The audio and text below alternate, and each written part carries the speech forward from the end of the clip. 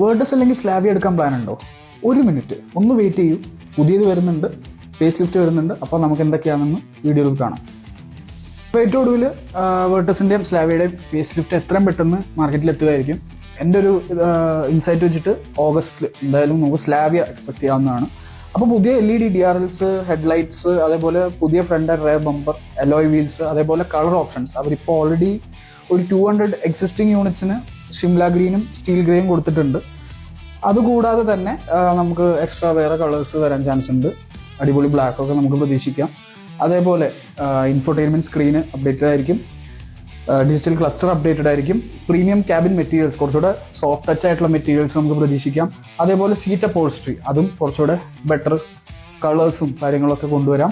അതേപോലെ 360 degree camera, level 2 ADAS, power driver seat, connected car features, panoramic sunroof, ഇതൊക്കെ നമുക്ക് expect ചെയ്യാം.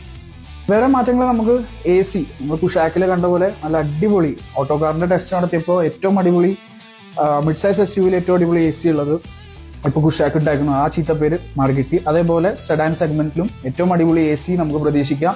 അപ്പോൾ കംപ്രസർ, വേരിയബിൾ കംപ്രസർ പുതിയതായിട്ട് വരുന്നതായിരിക്കും.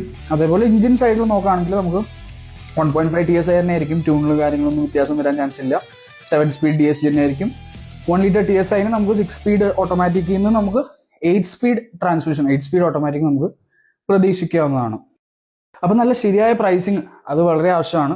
ഫോക്സ്വാഗനും സ്കോഡയും അത് ശ്രദ്ധിച്ച് വേണം മാർക്കറ്റിൽ ഇറക്കാനായിട്ട്. അതായത് നമുക്കിപ്പോൾ ഇപ്പോഴത്തെ വണ്ടി സ്ലാവിയ വേർട്ടസ് ആയിക്കോട്ടെ 23-24 ആ ഒരു റേഞ്ചാണ് നമുക്ക് പല സംസ്ഥാനങ്ങളിലും ഓൺ റോഡ് പ്രൈസ് വരുന്നത്. സോ അതൊരു എനിക്ക് തോന്നുന്നു ഒരു 2360, 2380 വരെ വരാൻ ചാൻസ് ഉണ്ട്. അതായത് 60,000 to 80,000 റുപ്പീസ് ഡിഫറൻസ് വരാൻ ചാൻസ് ഉണ്ട്. അപ്പോൾ നിങ്ങൾ ഈ ഫേസ് ലിഫ്റ്റിന് വേണ്ടി വെയിറ്റ് ചെയ്യുന്നുണ്ടോ അതോ ഇപ്പോഴത്തെ മോഡൽ വാങ്ങുന്നുണ്ടോ? കമൻറ്റ് ചെയ്യൂ. Please do share and follow my page for more videos like this.